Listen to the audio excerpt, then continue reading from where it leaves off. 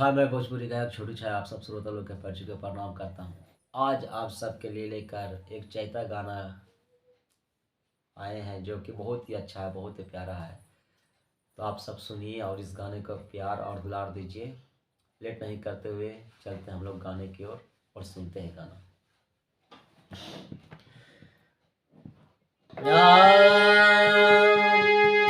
घाम लगता है सैया, घाम लगता, घाम लगता है सैया, घाम लगता, टूटा बहरा में करेला कमाई, चैत में हमरा घाम लगता, टूटा बहरा में करेला कमाई, चैत में हमरा घाम लगता।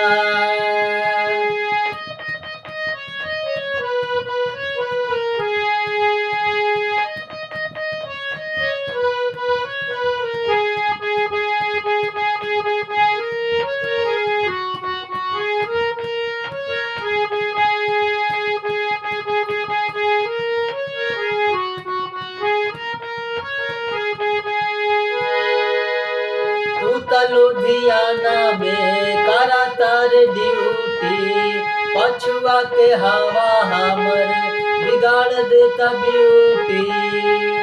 तू त लुधियाना में करा तार ड्यूटी, पछुआ के हवा हमर बिगाड़ देता ब्यूटी।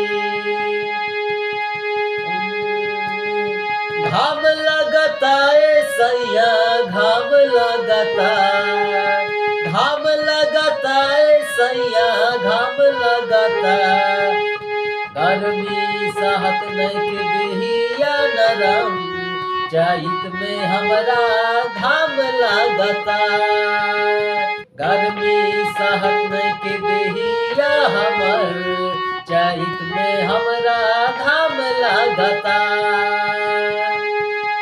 दुई दिन कटनी कैनी लग गईलूक हो, नरम नरम देहिया हमर गईला हसूक हो। दुई दिन कटनी कैनी लग गईलूक हो, नरम नरम देहिया हमर गईला हसूक हो। घाम लगता है सैया, घाम लगता, घाम लगता है पिया, घाम लगता, टूटा बहरा में करेला आराम, चैत में हमरा घाम लगता, टूटा बहरा में करेला आराम, चैत में हमरा घाम लगता। अगर ये वीडियो आप लोग का अच्छा लगे तो प्लीज़ मेरे चैनल को सब्सक्राइब करें, वीडियो को लाइक करें और अधिक से अधिक शेयर करें और मुझे सपोर्ट करें।